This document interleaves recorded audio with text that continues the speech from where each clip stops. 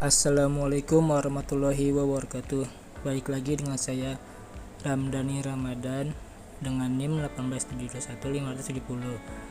Kali ini saya ingin membuat video pembelajaran dengan topik jual beli dalam hukum Islam, mata kuliah ekonomi syariah, dosen mengaku yaitu Bu Irfia Ireja MPD. Baik, kita langsung ke topiknya aja. Tahukah kamu apa itu jual beli? Jual beli menurut istilah fikih disebut dengan al-bai', yang berarti menjual, mengganti, dan menukar sesuatu dengan sesuatu yang lain. Lafal al-bai' dalam bahasa Arab terkadang digunakan untuk pengertian lainnya, yakni kata asyirah, beli. Dengan demikian kata al-bai' berarti jual tetapi sekaligus juga berarti beli. Sedangkan menurut istilah yang dimaksud jual beli atau bisnis adalah menukar barang dengan barang atau barang dengan uang dengan jalan melepaskan hak milik dari satu kepada yang lain atas dasar yang saling merelakan. Menurut Syekh Muhammad Ibn Qasim Al-Ghazi, menurut syarak pengertian jual beli yang paling tepat ialah memiliki sesuatu harta uang dengan mengganti sesuatu atas dasar izin syarah. Sekedar memiliki manfaatnya saja yang diperbolehkan syarah untuk selamanya. Yang demikian itu harus dengan melalui pembayaran yang berupa uang. Dasar hukum jual beli. Dasar hukum jual beli sebagaimana disebut dalam surat Al-Baqarah ayat 275 yang bunyinya, orang-orang yang akan mengambil riba tidak dapat berdiri melainkan seperti berdirinya orang yang memasukkan syaitan lantaran tekanan, penyakit, gila. Keadaan mereka yang demikian itu adalah sebabkan mereka berpendapat sesungguhnya jual beli itu sama dengan riba, padahal Allah SWT telah menghalalkan jual beli dan mengharamkan riba. Orang-orang yang telah sampai kepadanya larangan Tuhannya lalu terus berhenti dari pengambil riba, maka baginya apa yang telah diambilnya dahulu sebelum datang larangannya dan urusannya terserah kepada Allah SWT. Orang yang kembali mengambil riba, maka orang itu adalah penghuni neraka, mereka kekal dalamnya. Berdasarkan ayat tersebut dapat diambil pemahaman bahwa Allah SWT telah menghalalkan jual beli pada hamba-hambanya dengan baik dan melarang praktek jual beli yang mengandung riba. Rukun dan syarat jual beli dalam Islam. Rukun secara bahasa adalah yang harus dipenuhi untuk sahnya untuk suatu pekerjaan, sedangkan syarat adalah ketentuan atau peraturan petunjuk yang harus diindahkan dan dilakukan.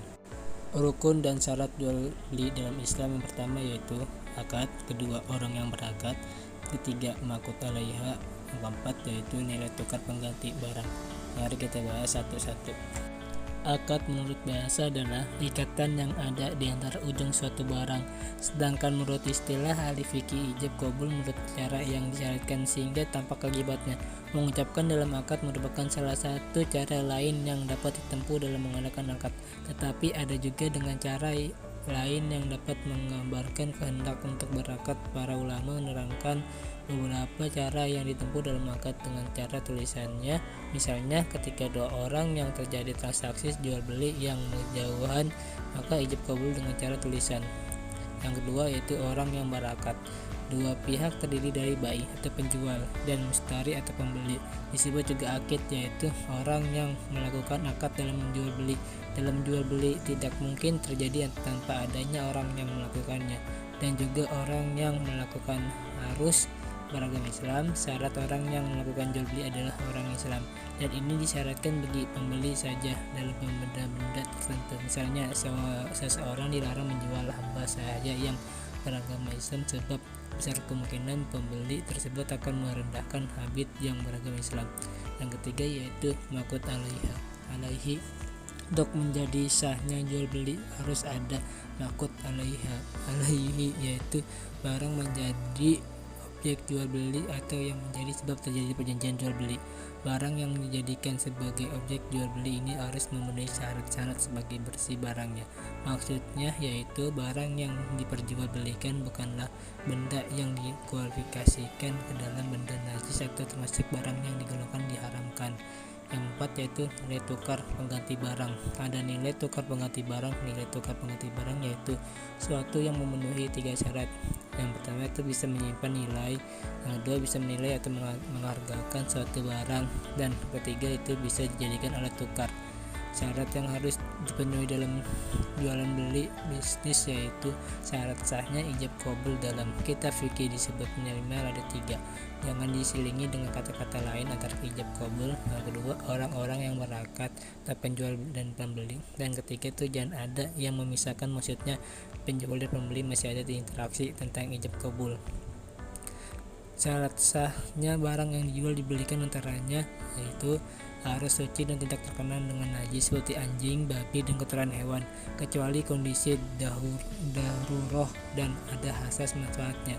Misalnya kotoran hewan untuk pupuk tanaman, anjing untuk keamanan. Dan yang kedua, tidak boleh mengkaitkan dengan sesuatu seperti apabila ayahku meninggal, aku akan menjual motor ini. Yang ketiga, tidak boleh dibatasi waktunya. Penjual tidak boleh mensyaratkan atau ketentuan untuk membayar, tetapi hak itu merupakan hak dari pembeli karena itu salah satu sebab kepemilikan. Yang keempat yaitu barang dapat diserahkan setelah kesepakatan akad. Yang kelima yaitu barang yang diperjualbelikan milik sendiri. Akad jual beli tidak akan sah apabila barang tersebut hasil mencuri atau barang titipan yang tidak diperintahkan untuk penjualan. Hak dan kewajiban antara penjual dan pembeli. Hak dan kewajiban antara penjual dan pembeli adalah untuk menghindari dari kerugian salah satu pihak, maka jual beli haruslah dilakukan dengan kejujuran, tidak ada penipuan, paksaan, keliruan, dan hal lain yang dapat mengakibatkan persekongkolan dan kekecewaan atau alasan penyesalan bagi kedua belah pihak. Maka kedua belah pihak haruslah melaksanakan apa yang menjadi hak dan kewajiban masing-masing diantaranya. Hak dan kewajiban antara penjual dan pembeli. Pihak penjual menyerahkan barangnya sedangkan pihak pembeli menyerahkan uangnya sebagai pembayaran. Khiyar dalam bisnis Islam. Bisnis dalam Islam diberikan keleluasan untuk memilih untuk membatalkan akad jual beli bisnis atau meneruskan akad jual beli bisnis. Dalam hukum Islam dinamakan khiyar. Khiyar adalah mencari kebaikan dari kedua perkara, yaitu melangsungkan atau membatalkan. Sedangkan khiyar dalam menjual beli menurut hukum Islam adalah diperbolehkannya memilih apakah jual itu diteruskan apa dibatalkan karena suatu hal. Khiyar secara umum dibagi menjadi 3, yaitu pertama khiyar majelis, artinya antara penjual dan pembeli boleh memilih akan melanjutkan jual beli atau membatalkannya saat transaksi masih berlangsung di tempat transaksi. Apabila akad dalam jual beli telah dilaksanakan oleh pihak penjual dan pembeli, maka kedua belah pihak boleh meneruskan atau membatalkan selama keduanya masih berada di tempat akad. Khiyar majelis dinyatakan gugur apabila dibatalkan penjual dan pembeli setelah akad. Apabila salah satu dari keduanya membatalkan, maka khiyar yang lain masih berlaku, dan khiyar terputus apabila salah satu dari keduanya telah meninggal dunia. Kedua yaitu khiyar syarat, yaitu penjual dan pembeli di dalamnya disyaratkan sesuatu boleh penjual maupun pembeli. Misalnya pakaian jika cocok atau pas dipakai dibeli, kalau tidak pas atau tidak cocok boleh dikembalikan. Sebab-sebab berakhirnya khiyar syarat ada 2, yaitu yang pertama adanya pembatalan akad, yang kedua yaitu melewati batas waktu khiyar yang telah disepakati atau ditetapkan. Yang ketiga yaitu khiyar aib. Dalam jual beli ini disyaratkan kesempurnaan benda-benda yang dijual belikan.